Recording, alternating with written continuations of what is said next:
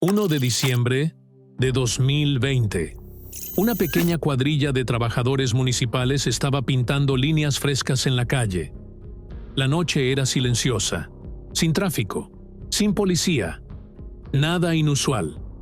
Entonces aparecieron faros al final de la avenida. Múltiples camionetas rodaron juntas, moviéndose en formación. Antes de que los trabajadores pudieran reaccionar, hombres enmascarados saltaron fuera, rifles alzados. Fueron forzados al suelo, sus chalecos y herramientas tomadas. En cuestión de segundos, los trabajadores ya no eran empleados de la ciudad, eran rehenes. Fue la jugada inicial de un asalto coordinado. En minutos, las carreteras estaban bloqueadas, posiciones de vigilancia establecidas, y los disparos estallaron cerca de la jefatura de policía. Los explosivos sacudieron el centro de la ciudad. Los atacantes no estaban aquí por una sola sucursal o un puñado de cajeros automáticos. Su objetivo era mucho mayor: la tesorería del Banco do Brasil, la bóveda de efectivo más grande del sur de Brasil.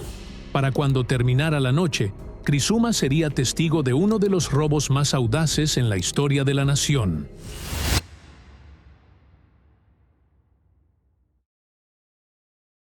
...30 de noviembre de 2020. Criciúma, Santa Catarina. La ciudad estaba tranquila mientras se acercaba la noche. La mayoría de los residentes estaban en casa, relajándose después del inicio de la semana laboral. Las tiendas habían cerrado, el tráfico había disminuido y solo unos pocos trabajadores permanecían de servicio en las calles. Nada sugería que, en minutos, la ciudad se transformaría en el escenario de uno de los robos más violentos de Brasil. En el departamento de transporte municipal, Sergio Eduardo Firm estaba terminando su turno con dos colegas, Marcelo y Juliano, alrededor de las 11:30 de la noche. Sugirió un descanso. Se detuvieron cerca de la calle São José para comer algo. Fue entonces cuando Sergio lo notó. Un auto apareció, conduciendo en dirección contraria por la calle. Al principio parecía un error, pero entonces el vehículo redujo la velocidad, se detuvo en una intersección y 4 hombres salieron. Estaban vestidos completamente de negro, ropa pesada, pasamontañas, guantes, solo sus ojos eran visibles. Cada hombre cargaba un rifle largo, armas que Sergio solo había visto en fotografías. Armas de fuego de grado militar, grandes y pesadas. Las órdenes fueron rápidas y agudas. Apaguen el camión, quítense las camisas, párense contra la esquina. Sergio y sus colegas obedecieron inmediatamente. Entonces comenzaron los disparos. Los disparos estallaron por toda la ciudad, haciendo eco entre los edificios. Segundos después, las explosiones sacudieron el suelo. Lo que había comenzado como un encuentro extraño en una calle silenciosa, ahora era parte de un asalto coordinado en todo el centro de la ciudad. En ese mismo momento, un convoy de camionetas se estaba moviendo hacia Criciúma, todoterrenos, Mercedes, Land Rovers, conduciendo en formación, faros apagados, motores rugiendo bajo. Adentro había docenas de hombres, alrededor de 30 en total, fuertemente armados y moviéndose con precisión. Cuando llegaron al centro de la ciudad, el convoy se dividió en grupos separados. Un grupo condujo directamente al batallón de policía militar, abriendo fuego sobre el edificio para inmovilizar a los oficiales. Ráfagas automáticas barrieron las paredes, forzando a la policía adentro a buscar cobertura. Otro grupo bloqueó intersecciones con camiones robados que incendiaron. Las carreteras fueron cortadas, las rutas de acceso selladas. Otros descargaron bandas de clavos y bombas improvisadas, asegurando que no pudieran entrar refuerzos. La unidad principal se posicionó cerca de los bancos en el corazón del centro. La ciudad estaba siendo dividida, pieza por pieza, bajo su control. Los civiles, con la mala suerte de estar en el lugar equivocado en el momento equivocado, fueron tomados inmediatamente, trabajadores de carreteras terminando sus turnos, empleados municipales de servicio nocturno y automovilistas pasando por ahí, todos fueron forzados a salir de sus vehículos, despojados de sus camisas y ordenados a sentarse en los cruces peatonales o pararse al aire libre con las manos visibles.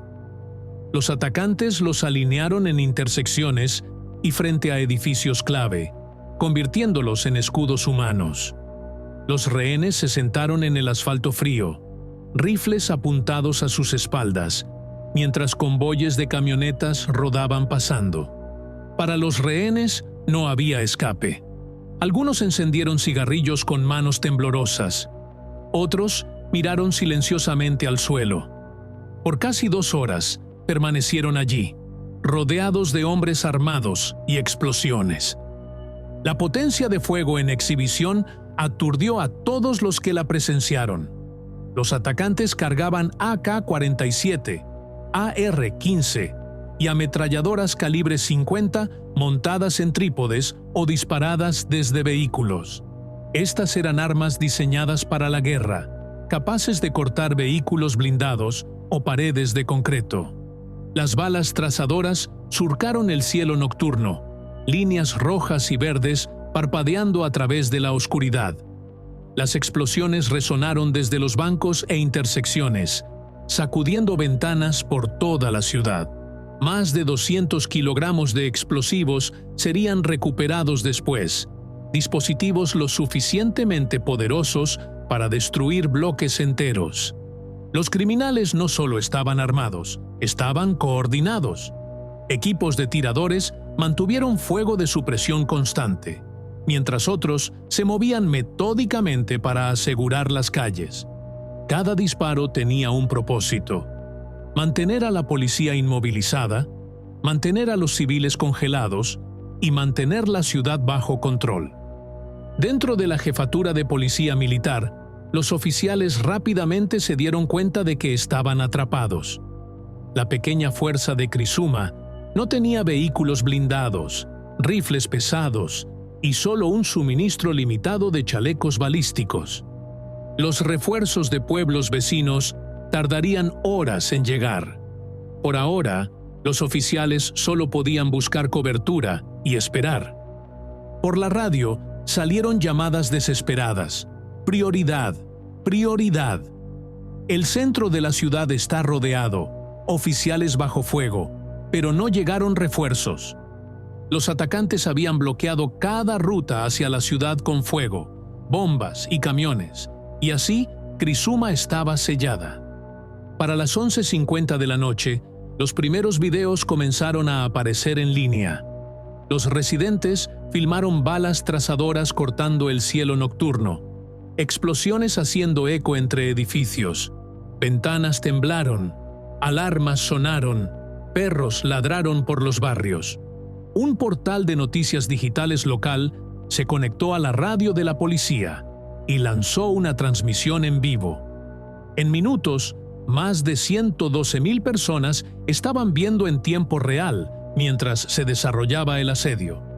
La transmisión capturó la urgencia de la noche: explosiones en el fondo, disparos hacen eco sin pausa, oficiales en la radio repitiendo las mismas palabras, pidiendo ayuda de las ciudades cercanas.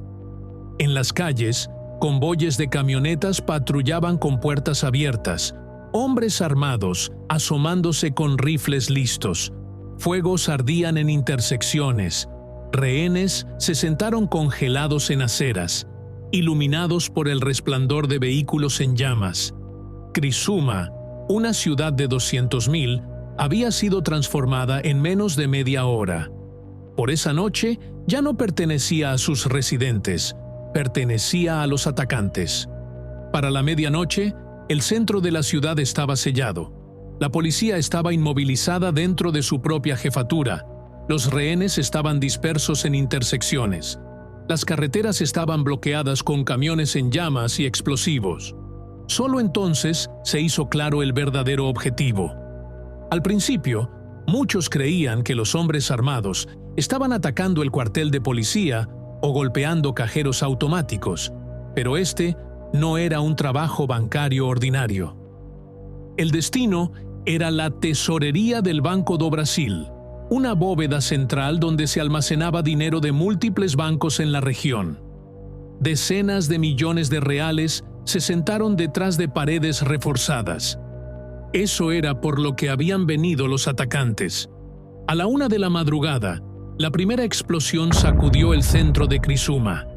Los testigos describieron una explosión ensordecedora que sacudió ventanas a cuadras de distancia. Humo y polvo se derramaron en la calle. Segundos después, vino una segunda detonación, luego una tercera. Los atacantes estaban usando dinamita, colocada con precisión para abrir la bóveda. Después de cada explosión, equipos afuera desataron fuego automático al aire, asegurándose de que nadie se atreviera a interferir. Los disparos resonaron sin parar, ahogando alarmas y campanas de iglesia.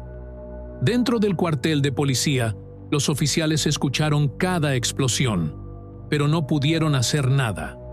No tenían línea de aproximación, no tenían protección contra las armas desplegadas en las calles. Para ellos, la ciudad se sentía perdida. Minutos después, las conversaciones de radio captadas por investigadores lo confirmaron. La bóveda está abierta. Traigan los autos. El convoy de vehículos de lujo se movió a posición, algunos blindados, motores en ralentí bajo la cobertura de disparos. Los rehenes, incluyendo a Sergio y otros trabajadores tomados antes, fueron ordenados a la acción. Hombres armados empujaron paquetes de efectivo en sus brazos y los forzaron a llevarlo afuera. Pilas de dinero comenzaron a formarse en las aceras, apiladas ordenadamente al aire libre, bajo el resplandor de fuegos ardiendo cerca. Una línea tras otra, los rehenes cargaron bolsas desde la tesorería hasta los vehículos esperando. Hombres armados revisaron cada paquete, luego lo cargaron en maleteros y asientos traseros con precisión militar. El sistema funcionó suavemente, como una máquina. Sergio recordaría después qué tan rápido se movió todo. Rehenes cargando, hombres armados observando, conductores empacando, motores funcionando. 10 a 15 minutos fueron suficientes para drenar la bóveda. En un punto, un hombre armado rasgó una bolsa abierta y arrojó puñados de billetes al aire. Los billetes se esparcieron por el pavimento, flotando con el humo. Los residentes, observando desde sus ventanas, después bajaron para recoger lo que había sido dejado atrás. La policía después estimó que entre 2 y 5 millones de reales fueron abandonados en el caos, dinero literalmente dejado tirado en la calle. El resto desapareció en el convoy. Cuando la última bolsa fue cargada, se dio la orden. Los rehenes debían permanecer en su lugar. Hombres armados apuntaron sus rifles una última vez, asegurando que nadie se atreviera a moverse. Entonces, justo después de las 2 de la madrugada, los motores rugieron. El convoy comenzó a rodar fuera de Criciúma. Los testigos describieron el momento como perturbadoramente calmo.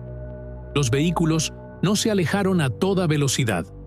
En su lugar, condujeron lentamente, no más rápido de 20 kilómetros por hora. Hombres armados se asomaron de las ventanas y puertas, rifles apuntados en todas las direcciones. Detrás de ellos, la ciudad humeaba. Al menos 2 camiones ardían a través de avenidas principales, bloqueando cualquier oportunidad de persecución. Explosivos y bandas de clavos fueron dejados esparcidos en las calles. Los refuerzos llegando de pueblos vecinos fueron forzados a parar, incapaces de entrar. El convoy se dividió en grupos más pequeños cuando llegó a las afueras. Cada camioneta cargaba efectivo, armas y hombres listos para abrir fuego si eran perseguidos. Pero no vino persecución.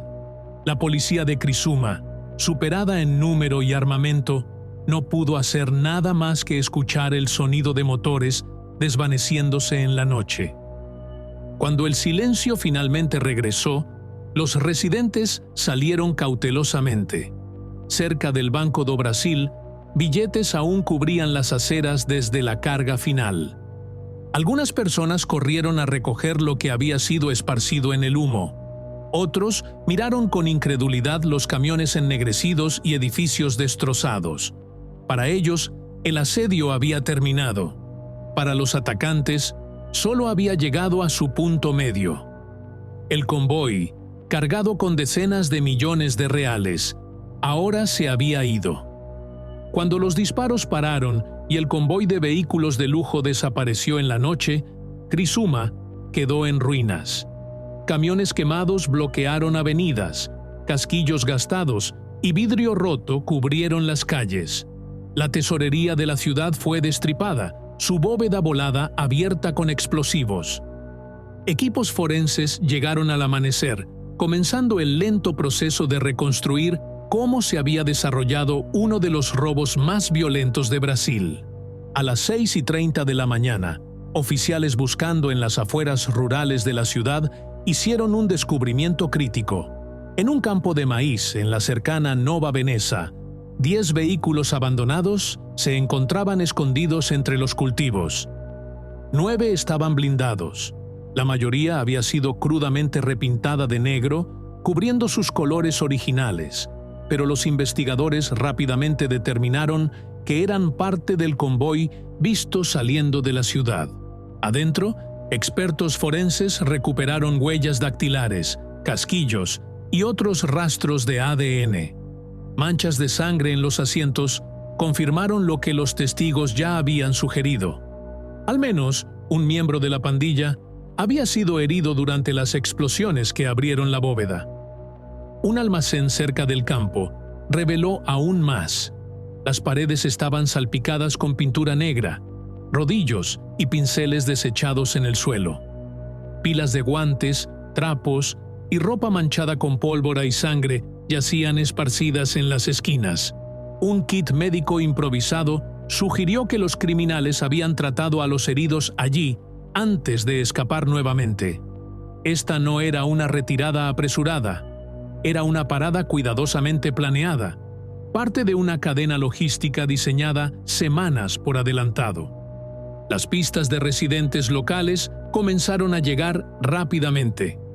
En Tres Cachoeiras, una comunidad rural a horas de Criciúma, los vecinos reportaron actividad inusual en una casa de campo alquilada. Un grupo de hombres había estado viviendo allí por semanas, afirmando ser turistas. Condujeron autos caros, pusieron música alta y tuvieron barbacoas nocturnas. Era comportamiento que atrajo atención en un pueblo rural tranquilo. Cuando la policía hizo una redada en la propiedad, encontraron evidencia vinculando al grupo directamente con el atraco. Mapas de Criciúma con rutas marcadas, radios sintonizados a frecuencias policiales, equipo táctico y cajas vacías de munición. Colchones y suministros de comida mostraron que los hombres habían estado viviendo allí cómodamente, preparándose para el robo con mucha anticipación. La renta había sido pagada en efectivo, alrededor de 15.000 reales brasileños, para despejar la propiedad rápidamente. Mientras la investigación se expandió, los oficiales identificaron 9 propiedades diferentes a través de Santa Catarina y Río Grande do Sul, utilizadas como casas seguras. Cada una tenía un papel. Algunas fueron usadas para almacenar vehículos, otras para esconder armas y explosivos. Unas pocas eran simplemente residencias temporales, dando a los criminales lugares para quedarse mientras se hacían pasar por familias o turistas. Estos descubrimientos probaron que el asalto en Criciúma no había sido improvisado. Había sido montado como una campaña militar, con recursos esparcidos a través de múltiples estados. Mientras equipos forenses trabajaron las casas seguras, investigadores siguieron otro rastro: teléfonos, registros bancarios y metraje de vigilancia. Llamadas interceptadas revelaron contactos inusuales entre sospechosos en Santa Catarina y operativos en Sao Paulo. Señales telefónicas colocaron figuras clave cerca del banco en la noche del robo. Transferencias bancarias mostraron ráfagas repentinas de ingresos inexplicables para individuos ya vinculados al crimen organizado. Metraje de vigilancia confirmó movimientos. Autos vistos días antes en gasolineras y tiendas coincidieron con los vehículos abandonados en Nova Veneza. Cámaras de seguridad capturaron sospechosos comprando suministros, cargando combustible en vehículos y moviéndose entre casas seguras en el área. Los investigadores reconstruyeron la línea de tiempo de la operación. Toda la evidencia apuntó en una dirección: el Primeiro Comando da Capital, o mejor conocido como el PCC. Nacido en las prisiones de São Paulo después de la masacre de Carandiru de 1992, el PCC había crecido de una alianza de reclusos a la facción criminal más grande y peligrosa de Brasil. Para 2020, controlaba gran parte del comercio de drogas en Brasil. Tenía un estimado de 40.000 miembros y mantenía lazos con carteles en México, Colombia y Europa. La escala absoluta del atraco de Criciúma, las armas, los vehículos blindados, los meses de preparación encajaron perfectamente con el perfil del PCC. Pandillas locales nunca podrían haber adquirido tales recursos. Solo una organización con la estructura y alcance del PCC podría haberlo ejecutado. Los primeros arrestos importantes vinieron semanas después en Gramado, una ciudad turística en Rio Grande do Sul. Los investigadores habían rastreado a 2 sospechosos hasta una casa alquilada, donde se estaban escondiendo con sus parejas. El plan era simple: mezclarse como parejas en vacaciones, lejos del caos de Santa Catarina. Cuando la policía se movió, un sospechoso trató de huir al bosque denso, pero fue rápidamente capturado. El otro fue tomado dentro de la casa sin resistencia. Ambos fueron identificados como operativos del PCC experimentados que habían jugado papeles directos en el asalto de Criciúma. El verdadero avance vino con la captura de Márcio Geraldo Alves Ferreira, conocido como Buda. Buda no era solo otro soldado raso, era uno de los líderes de calle principales del PCC, una figura de confianza con vínculos directos al liderazgo bajo Marcolla. Para los investigadores, su arresto fue confirmación. El atraco de Criciúma no era una operación independiente. Había sido coordinado por el PCC mismo. La captura de Buda también reveló detalles de cómo había sido financiado el asalto. La evidencia sugirió que había supervisado la transferencia de fondos usados para pagar vehículos, explosivos y casas seguras. Su papel de liderazgo lo colocó en el corazón de la planificación. La atención entonces se volvió hacia una pareja que los investigadores identificaron como logísticos clave: Cauane Rafaela Dutra y Alexandro Sequeira Antonio. La prensa los apodó la Bonnie y Clyde de Brasil. No habían estado en las calles cargando rifles, pero su papel era igual de crítico. Cauane y Alexandro habían arreglado vehículos, alquilado almacenes y coordinado pagos a otros miembros. Fueron vistos por última vez en Gramado, saliendo horas antes de la redada que capturó a sus asociados.